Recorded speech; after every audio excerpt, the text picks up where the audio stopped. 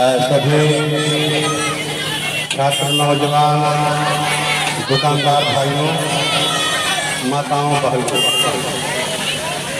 सबसे पहले मैं बाबा गणिनाथ जी महाराज को अपनी श्रद्धांजलि अर्पित करते हुए उन्हें नमन करता हूँ और आप तमाम लोगों का क्रांतिकारी अभिवादन करता हूँ। ये अवसर है एक संकल्प लेने का कि गणिनाथ जी महाराज का जो जीवन था वह संघर्षपूर्ण था और उस देश काल में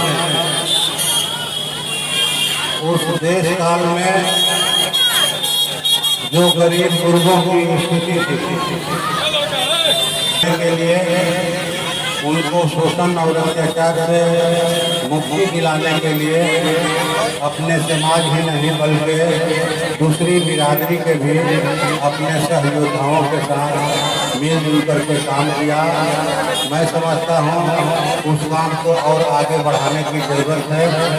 पिछले लोकसभा चुनाव में यहाँ के ढेर सारे साथियों ने, जिसमें भाकपा माले के हमारे साथी हैं, व्यवसायी साथी हैं और इंडिया गठबंधन के भी साथी हैं, हमारी माताएं बहनें हैं, सब लोगों ने जमकर प्रचार किया, गुलबंदी किया।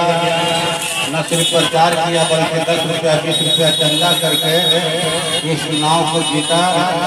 और जिन लोगों को यह घमंड था कि चुनाव पैसे के बल पर जीता जाता है, यहाँ के भूमिहीन गरीब किसानों ने, खेत मजदूरों ने, फुटपाथी दुकानदारों ने, रिक्शा टमटम ठेला टेम्पू चलाने वाले मजदूरों ने उनके इस घमंड को दूर किया अपनी चट्टानी एकता के बल पर।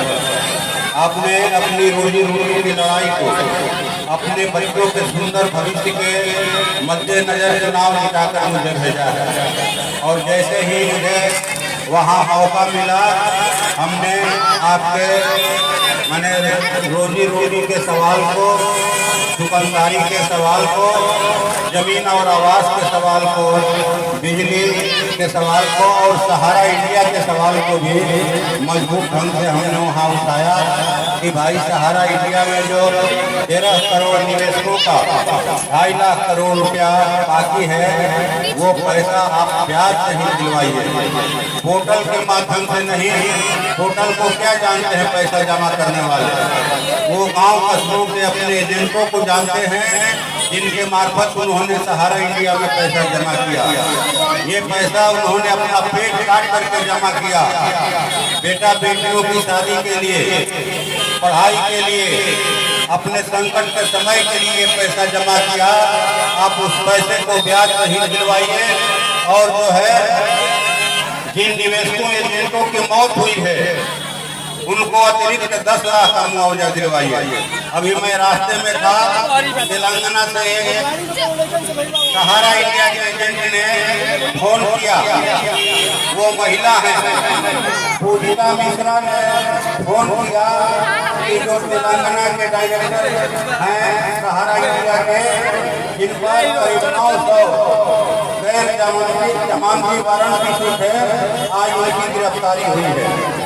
तो हमारी लोकसभा में आवाज उठाने के बाद बिहार सरकार ने भी बिहार के तमाम जिलाधिकारियों को पत्र लिखा कि आप निवेशकों का पैसा दिलवाने में मदद कीजिए, पोर्टल पर नाम चढ़वाने के लिए।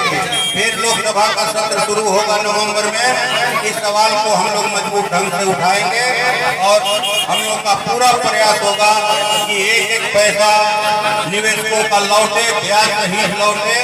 और इसी उम्मीद के साथ कि आने वाले दिनों में फिर हम यहाँ अपने नई उपलब्धियों के साथ उपस्थित होंगे। आप लोगों का बहुत बहुत धन्यवाद। आप लोगों को क्रांतिकारी अभिनंदन और बाबा गणिनाथ जी महाराज को नमन प्रणाम। धन्यवाद, बहुत बहुत धन्यवाद। मैं चाहूँगा आप मोमेंट उठा रखे हैं।